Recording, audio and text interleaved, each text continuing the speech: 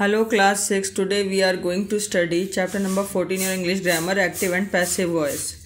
In this section we study about what are the active sentences and what are the passive sentences and how we can convert the active voice sentences into the passive voice. So let me start.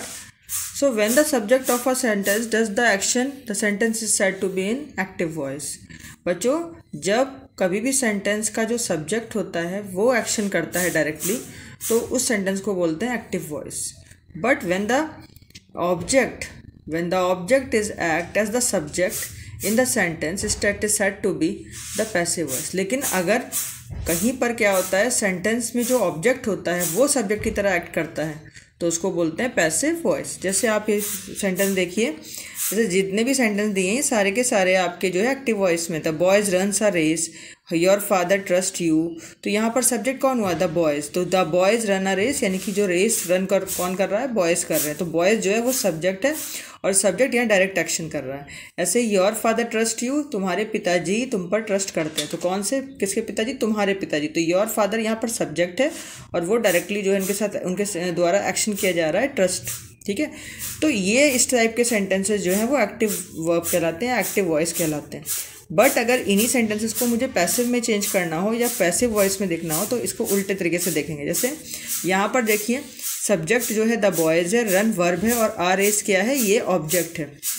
मैं आपको थोड़ा लिख देती हूँ कि यहाँ पर आप देखिए ध्यान से, द बॉयज़ में इस जगह मैंने क्या कहा? ये है सब्जेक्ट, ये है वर्ब और ये रेस है ऑब्जेक्ट. अब अगर इसको पैसिव वॉइस में चेंज करना हो तो कैसे हो जाएगा कि यहाँ पर आर रेस जो है वो बन जाएगा आपका सब्जेक्ट. अगर इसे पैसिव वॉइस में चेंज करना है, द ऑब्जेक्ट बिकम सब्जेक्ट. तो यहाँ पर नियम क्या लगेगा? Object become subject. ठीक है. प्लस यहाँ पर इसका टेंसेस के अकॉर्डिंगली ये चेंज हो जाएगा. यहाँ पर जैसे रन है तो रन जो है यहाँ पर ये आपका शो करता है प्रेजेंट इंडेफिनिट. तो इसलिए यहाँ पर लग जाएगा आ रेस. आ रेस जो है वो सिंगुलर है. अगर सब्जेक्ट सिंगुलर होता है तो यहाँ पर इज़ लगेगा. तो आ रेस इज़. ओके. और यहाँ पर वर्ब की थर्ड फॉर्म लगेगी. तो वर्ब की थर्ड फॉर्म यहाँ पे क्या हो जाएगी? Run, ran, run. तो रन आएगा. ठीक है. तो यहाँ पर आ जाएगा a race is run by the boys. Okay.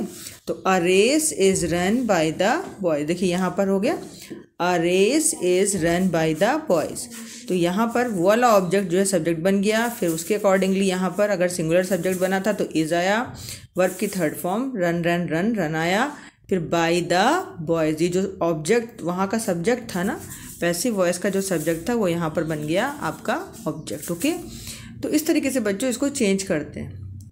अब नेक्स्ट देखिए, योर फादर ट्रस्ट यू. यहाँ पर क्या आ जाएगा? You are trusted by your father. Okay. तो इस तरीके से बच्चों इसमें कुछ नियम दिए हैं पर्टिकुलरली, जिसको में कि आपको पता लगेगा कि जब पैसिव वर्ब को हम लोग देखते हैं सब्जेक्ट के रूप में तो ये पैसिव वॉइस कहलाती है. अब मैं इसको आपके यहाँ पर कुछ नियम बता रही हूँ जिससे कि आप एक्टिव से पैसिव में इनको चेंज कर सकते हैं. देखिए, जैसे यहाँ पर अगर एक्टिव सेंटेंसेस है और एक्टिव में जो सेंटेंस दिया गया है उसमें सबसे पहले वर्ब की फर्स्ट फॉर्म एस या ई एस लगा होगा.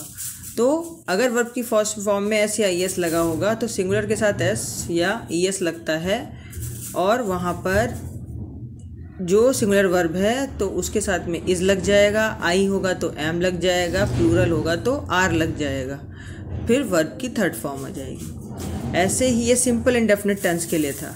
ठीक है. अगर यहाँ पर वर्ब की सेकंड फॉर्म आती है तो ये पास्ट टेंस हुआ. पास्ट टेंस में अगर सिंगुलर है तो वॉज और प्लूरल है तो वर लग जाएगा और वर्ब की थर्ड फॉर्म. ठीक है. ये वाला वर्ड ये सिंगुलर के लिए लगता है और ये प्लूरल के लिए लगता है. ठीक है. यहाँ पर ये सिंगुलर के लिए लगता है, ये प्लूरल के लिए और ये आई के लिए लगता है. ठीक है. ऐसे ही अगला देखिए, हैज़ है तो हैज़ के साथ हैज़ बीन, हैव है तो हैव बीन, हैड है तो हैड बीन प्लस वर्ब की third form. Is, am, are, was, verb plus V1. अगर मान लीजिए V1 प्लस ING, जैसे इज़ गोइंग आ जाए तो क्या हो जाएगा? वहाँ पर ऑब्जेक्ट को देखेंगे कि ऑब्जेक्ट कैसा है. अगर ऑब्जेक्ट सिंगुलर है तो इज़ ही लगेगा. इज़ के साथ में बीइंग लग जाएगा, इज़ बीइंग प्लस वर्ब की थर्ड फॉर्म. ऐसे ही अगर एम है तो अगर वहाँ पे आई आ रहा है तो एम के साथ में बीइंग प्लस वर्ब की थर्ड फॉर्म. आर के साथ है तो आर के साथ में बीइंग प्लस वर्ब की थर्ड फॉर्म। वॉज है तो वॉज के साथ में अगर वहाँ पर वॉज आता है यानी कि पास्ट कॉन्टिन्यूअस टेंस है और पास्ट कॉन्टिन्यूअस का सिंगुलर सब्जेक्ट है या ऑब्जेक्ट आपका सिंगुलर आता है, तो उसको हम जब यहाँ सब्जेक्ट बनाएंगे पैसिव में तो वॉज के साथ बीइंग लगाएंगे प्लस वर्ब की थर्ड फॉर्म लगाएंगे। फिर ऐसे ही देखेंगे कि अगर मान लीजिए पास्ट कॉन्टिन्यूअस टेंस में ऑब्जेक्ट जो है वो प्लूरल है तो वहाँ पर वर्ब लगाएंगे और वर्ब के साथ बीइंग लगा के वर्ब की थर्ड फॉर्म लगा देंगे।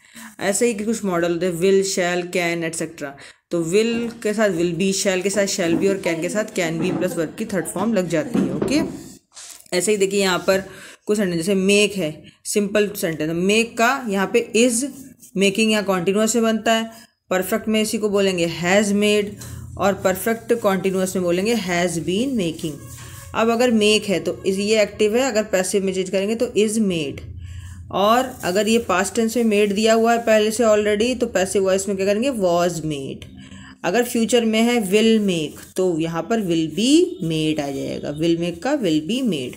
ऐसे कॉन्टिन्यूअस में देखिए इज मेकिंग है तो क्या आ जाएगा is being made, was making का was being made, will be का विल, अगर विल बी मेकिंग आ रहा है तो ये चेंज नहीं होगा बच्चों, विल बी मेकिंग यानी कि future continuous tense is not being change in the case of passive voice, future continuous tense में कोई चेंज नहीं होगा।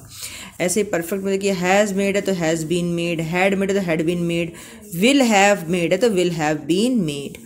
यहाँ पर देखो परफेक्ट कॉन्टिन्यूअस में हैज़ बीन मेकिंग है तो यहाँ पर कोई चेंज नहीं होगा, हैड बीन मेकिंग है तो भी कोई चेंज नहीं होगा, विल हैव बीन मेकिंग है तो भी कोई चेंज नहीं होगा। यानी कि परफेक्ट कॉन्टिन्यूअस जो टेंसेज होते हैं वो कोई भी चेंज पैसिव वॉइस में नहीं होते, यानी कि परफेक्ट कॉन्टिन्यूअस टेंस में कोई भी चेंज नहीं होता है। ओके, तो I hope that you will well understand with this.